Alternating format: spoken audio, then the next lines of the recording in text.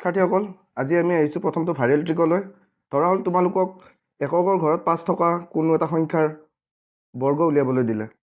এতিয়া বেলেগ শিক্ষাৰ্থী হ'লে কি কৰিব? তলে তলে পাতি এনেকৈ পূৰণ কৰিব। 5 5 গুণ 25 এনেকৈ 2 হাতত গ'ল, কিন্তু আমি এনেকৈ নকৰোঁ। আমাৰ শ্বৰ্টকাট মেথড হৈছে, চাবা, 5 5 গুণ 25 এনেকৈ লিখিম। ইয়াৰে এককৰ ঘৰত 5 আছে, দশকৰ ঘৰত কি আছে? 2 আছে। 2 + 1 কৰিম। 2 একে হৈ গ'ল 3।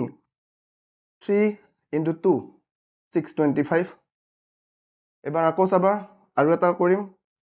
35 × 35। 5 5 গুণ 25। ইয়াতে দশকৰ ঘৰত কি আছে? 3 আছে। 3 + 1 কৰিলোঁ, হ'ব 4। 4 × 3 12। গতিকে তোমালোকে গম পালা এইটো শ্বৰ্ট ট্ৰিক। এতিয়া তোমালোকে কৰা 45 × 45। যদি ভিডিঅ'টো ভাল লাগিল চেনেলটো ছাবস্ক্ৰাইব কৰি দিবা।